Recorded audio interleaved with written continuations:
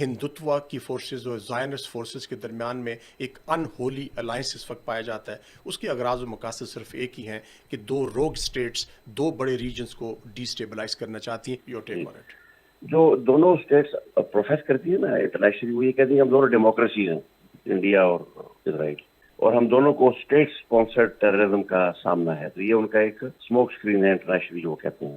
India China کے خلاف اور اسرائیل جو ہے وہ ایران کے خلاف، پاکستان کے خلاف ہوتی ہے، تک مڈل ایسٹ میں اوور آل جو ہے. تو یہ ایک پوائنٹ آف کنورجنس دونوں میں آ جاتا ہے. ہندوتو کی آئیڈیالوجی جو انڈیا کو کشمیر پر ظلم کرنے پر اکساتی ہے مسلمانوں کے خلاف، زائنزم اسرائیل کو فلسطین میں ظلم پر اکساتی ہے. تو یہ بھی ایک پوائنٹ آف کنورجنس دونوں میں پایا جاتا ہے. اور براڈر یو ایس چائنا جو کمپٹیشن ہے اس میں بھی دونوں کا مختلف کیمپس میں ہونا جو ہے وہ اشارہ کرتا ہے کنورجنس کی طرف. انڈیا کی ملٹری ماڈرنائزیشن جس پہ انڈیا تقریباً $200 بلین اگلے 10 سال میں خرچ کرے گا، اس میں اسرائیل کا کافی رول ہے اور کافی اس کا مطلب ہے ایک قسم کا ڈیفنس انڈسٹریل کولیبریشن ہے انڈیا کے ساتھ. راہ اور موساد کا جو نسس ہے وہ کشمیریوں کی انٹروگیشن میں ہیلپ کر رہا ہے انڈیا کی.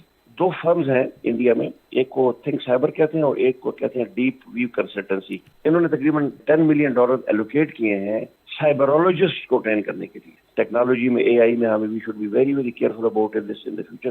اسرائیل کی سیٹلائٹ امیجری ہے، یہ سیٹلائٹس نے ان کی امیجری نے انڈیا کو ہیلپ کیا ہے during the recent escalation and 2019 میں. Israel is deeply embedded with India as far as military technology and military threat to Pakistan is concern. جہاں تک جوائنٹ ڈیفنس پیکٹ کا تعلق ہے، میرے خیال میں اس میں تھوڑے ifs اینڈ بٹس ہیں اسرائیل اور انڈیا کے درمیان. اس کی وجہ یہ ہے کہ انڈیا نے ابھی تک حماس کو ایز اے ٹیررسٹ آرگنائزیشن تسلیم نہیں کیا ہے. انڈیا اس وقت جو پالیسی اڈاپٹ کر رہا ہے جس کو اسٹریٹجک اٹانومی کے نام سے کہتے ہیں، اور جس میں امریکہ سے بھی تھوڑا سا ان کا لے دے ہو رہا ہے، ہر طرف سے مفاد لیں لیکن کسی کے ساتھ سیریس نہ جائیں.